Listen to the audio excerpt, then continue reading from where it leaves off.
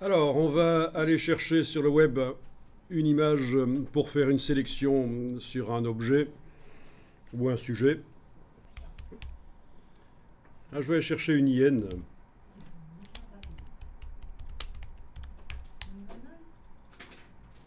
Voilà.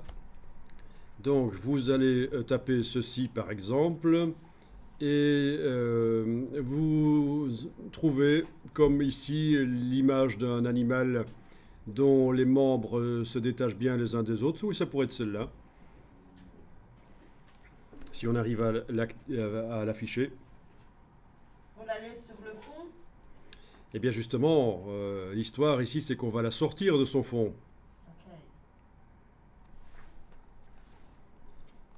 En tout cas, il faudrait qu'elle soit vue en entier avec les pattes bien détachées les unes des autres. Et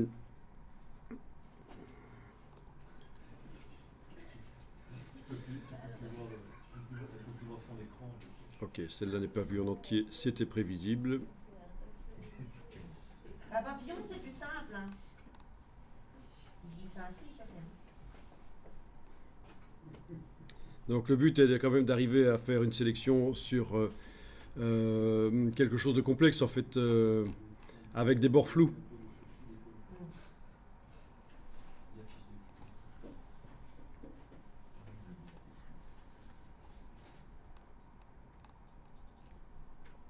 Ah, c'est pas mal ça. Bien, bien, bien.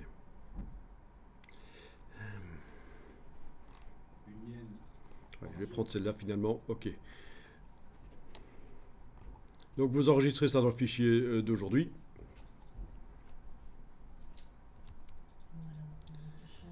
Et vous l'ouvrez.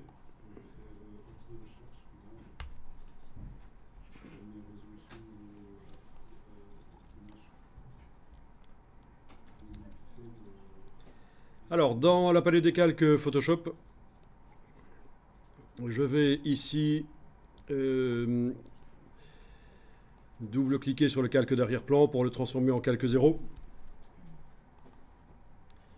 Bon, quoique depuis la version 2015, il n'y a même plus besoin de faire ça une fois qu'on veut ajouter un masque de fusion. Dès qu'on ajoute un masque de fusion, ça se transforme de toute façon en calque 0 dans la version 2015 de Photoshop. Sinon, avant 2015, il faut double-cliquer sur le calque pour le transformer en calque 0. Et je vais pouvoir mettre un masque de fusion dessus. Menu calque, masque de fusion, et je demande tout masquer. Menu calque, masque de fusion, tout masquer. Et donc j'ai un masque de fusion qui masque tout. Ça veut dire qu'il n'y a plus aucun pixel de l'hyène qui apparaît.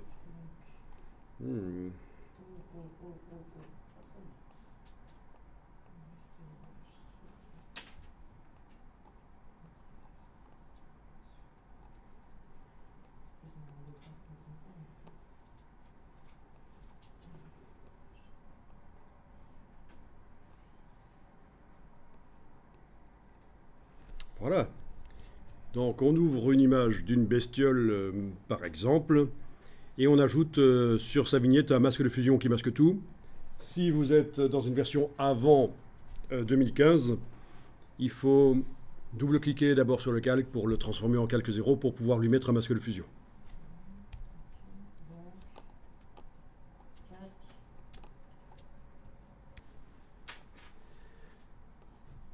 Alors, vous avez la palette des couches, vous voyez la palette des couches, menu fenêtre couche.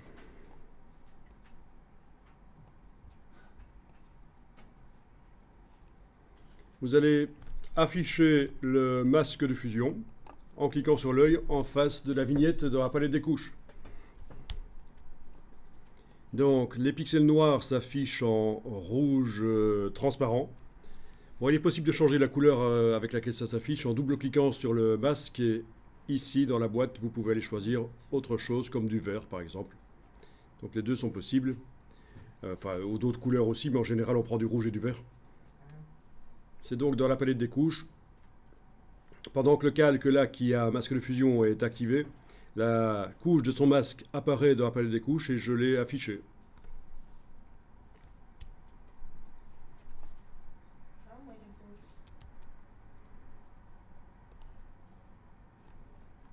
Et je vais désactiver le masque avec la touche majuscule. Je clique sur lui.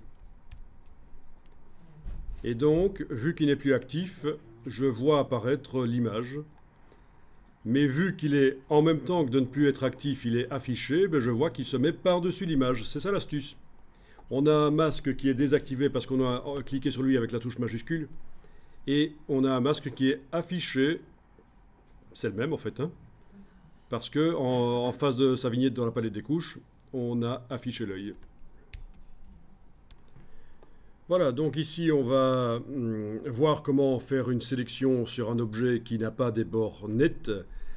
Une fois que c'est fait, on mettra sur lui un système de marionnettes pour repositionner les membres comme on veut. Et une fois que la marionnette sera dessus, on fera une animation où d'une image à l'autre, les membres sont positionnés différemment. Donc c'est une manière de faire une animation dans Photoshop. Et c'est une manière de le faire sur des photos. Alors, pour aller plus loin, il faudrait utiliser After Effects. Et After Effects a aussi un système de marionnettes très similaire à Photoshop en fait. Mais déjà, on va le faire dans Photoshop. Alors, ce qu'il faut comprendre, c'est que là, on est bien en train de travailler dans le masque. Il est bien encadré, on le voit, il est encadré. Mais le fait qu'il y ait une croix rouge n'indique pas qu'on ne puisse pas travailler sur lui. Et on peut amener des pixels dedans. Simplement, ça indique qu'il n'agit plus. Son système de masquage ne masque plus cette partie-ci du calque, la partie gauche. Alors, je vais enregistrer l'image par sécurité. Donc, vous enregistrez l'image au format Photoshop.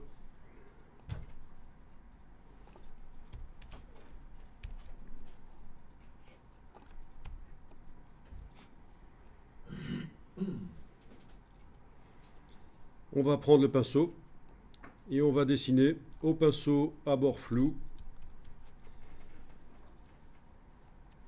en blanc. Voilà. Et je suis donc en train d'amener du blanc dans le masque. Ça fait réapparaître la photo derrière, en fait, puisque le masque s'affiche, le noir du masque s'affiche en vert transparent dans mon cas. Si j'amène du blanc, le blanc ne s'affiche pas. Voilà, et vous êtes censé, comme ça, aux endroits flous de la bestiole, dessiner l'intérieur comme ça.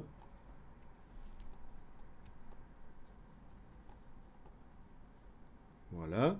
Et puis il y a quand même des endroits un peu plus nets à la bestiole qu'il va falloir traiter avec une brosse moins floue.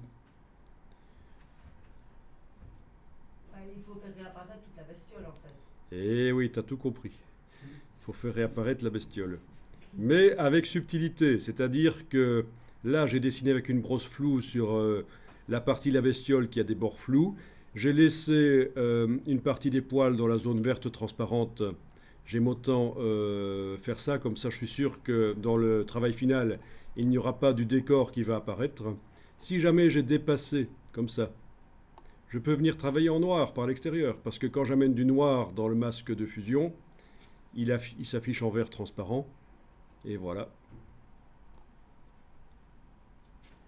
Alors, c'est pas obligatoire que ce soit nickel dès le début, parce que on peut corriger ça après en fait.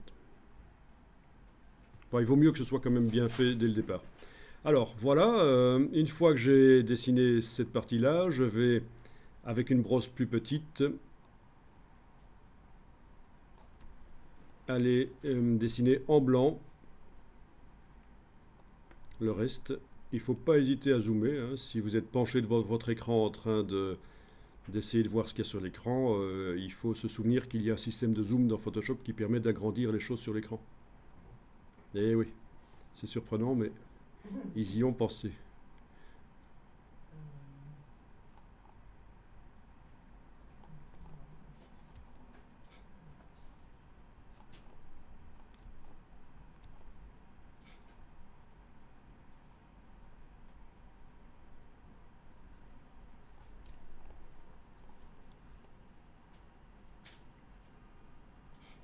Si vous vous plantez, vous faites CTRL-Z sur le PC, COMMAND-Z sur le Mac, bien sûr.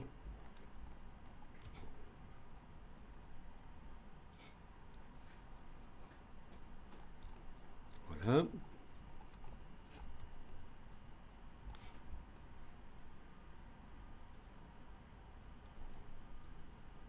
Alors, pour la queue, c'est pas trop facile de savoir ce qu'il faut prendre, une brosse floue ou pas. Bon. On fait à peu près.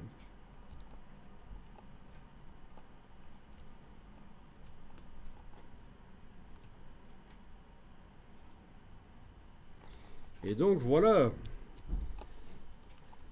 Parfois on peut faire des sélections automatiques quand ça s'y prête, quand le sujet est sur un fond uni, on peut tenter des sélections automatiques, mais là c'était un sujet complexe sur un fond complexe également, et donc des sélections automatiques difficiles à faire. J'enregistre.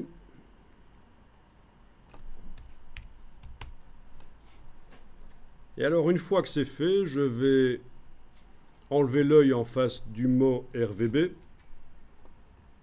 Comme ça, je ne vois que le masque. Et là, je remarque qu'il y a des petites traces noires qui traînent. Je vais aller passer dessus avec du pinceau blanc. Les petites traces noires dans la silhouette, c'est à éviter.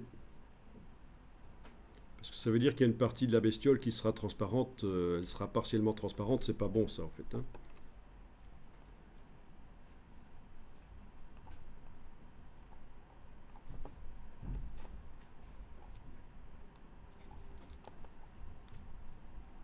Voilà, et je réaffiche RVB dans la palette des couches.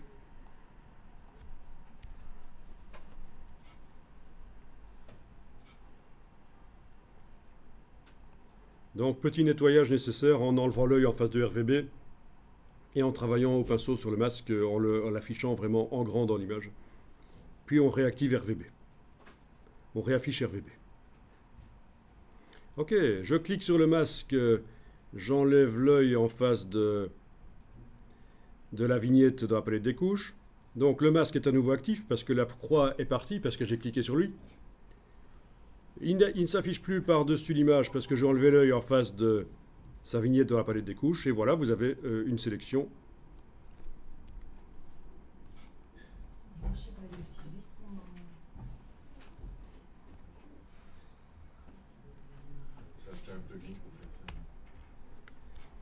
Donc voilà, j'ai fait ça à la souris, mais avec le stylet, c'est mieux. Alors, petite astuce concernant le stylet, si vous travaillez au stylet dans un masque comme ceci, il faut absolument désactiver certaines options dans la palette des formes. Dans menu fenêtre forme. Dans la palette des formes, donc menu fenêtre forme, il faut désactiver la dynamique de forme. Quand vous travaillez au stylet pour faire des masques comme ce qu'on vient de faire ici.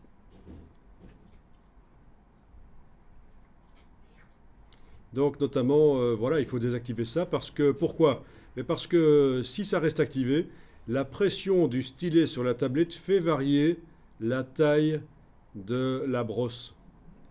Alors dans le cas d'un travail au dessin sur une photo, c'est sympa qu'on puisse avoir un trait dont la taille varie quand on appuie plus ou moins avec le stylet sur la tablette, mais ça perturbe quand on dessine la silhouette de quelque chose dans un masque, ça perturbe plus qu'autre chose. Donc voilà, c'est une bonne idée de désactiver.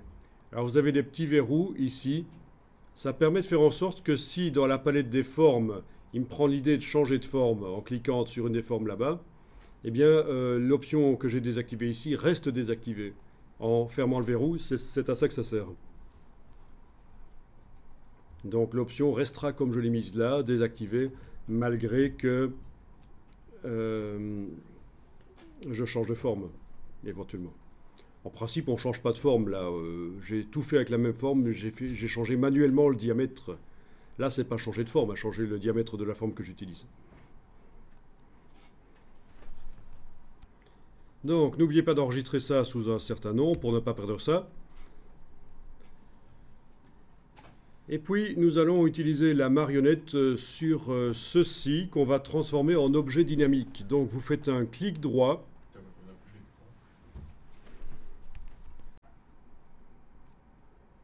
Donc, on convertit en objet dynamique en faisant un clic droit ici. Convertir en objet dynamique. Clic droit, convertir en objet dynamique. Et sur cet objet dynamique, on va mettre le système de marionnette.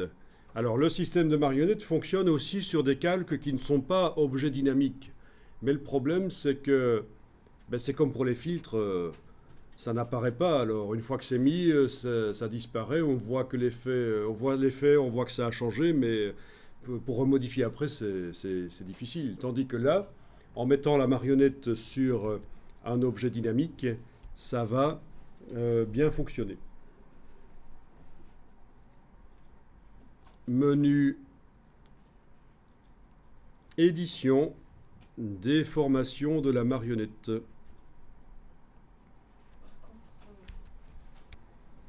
Alors ici, on va élargir le filet parce que j'ai une bestiole à bord flou et actuellement le filet ne va pas assez loin. Il va couper le flou. Donc pour élargir le filet, je le fais ici. Expansion et j'augmente. Voilà. On augmente de combien? Ah ben ça dépend de chaque image. Ouais, Ça dépend de la précision de l'image. C'est visuellement qu'on agrandit le filet pour qu'il englobe bien tout le flou du bord de la bestiole.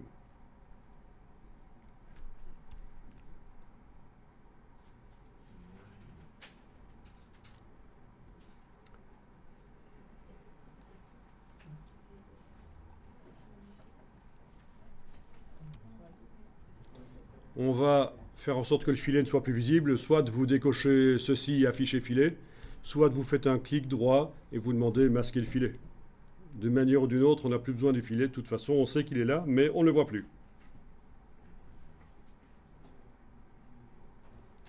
Et alors vous allez mettre des punaises, notamment aux articulations, vous cliquez pour mettre des punaises.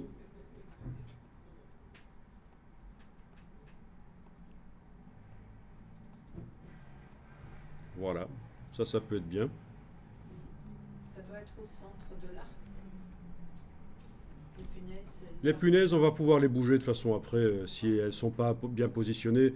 Pour bouger une punaise, il suffit d'enfoncer la touche Alt, cliquer sur elle, et puis on va en mettre une ailleurs.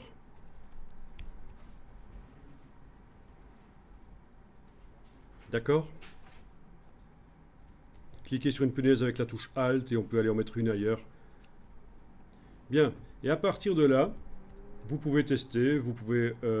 D'abord on va valider, on va faire le petit V, oui. Avant de commencer à bouger, on fait le petit V pour valider et on voit que la marionnette arrive là, sur le calque, qui est parfait.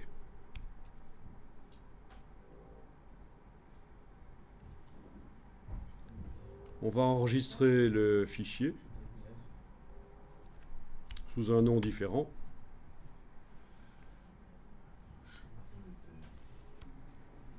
Bon, ben on va tester pour voir si ça va. Vous double-cliquez sur le mot déformation de la marionnette. Vous êtes revenu dans la marionnette. Vous allez sur une punaise et sans enfoncer aucune touche au clavier, vous les bougez. Et vous regardez si on arrive à bouger la bestiole. Oh. Comment on fait pour OK? Pour l'enregistrer, on fait quoi? Voilà, donc on arrive à bouger. Et ça, c'est pratique. Mais moi, j'ai plus les punaises qui apparaissent. Ça va? Vous voyez que ça marche? Ok, on peut bouger plusieurs punaises d'un coup aussi, en les sélectionnant, une à une, cliquez dessus, et puis touche majuscule pour en activer plus. Voilà, donc ça, on arrive à bouger plusieurs d'un coup. Puis en recliquant sur une, on est repassé en modification d'une seule punaise. Voilà, donc avec ça, on va pouvoir faire sauter la bestiole éventuellement. Faire une petite animation, image par image, dans Photoshop.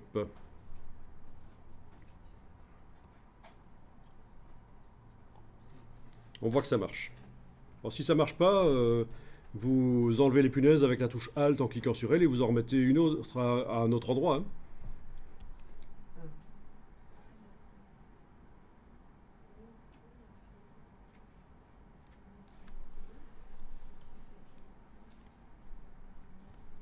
Ok, bon, j'ai vu que ça marche. Je vais cliquer sur le petit signe sens interdit ici pour sortir de là sans valider leur positionnement des punaises. J'ai vu que les punaises que j'ai mises, ça va. Donc, je continue.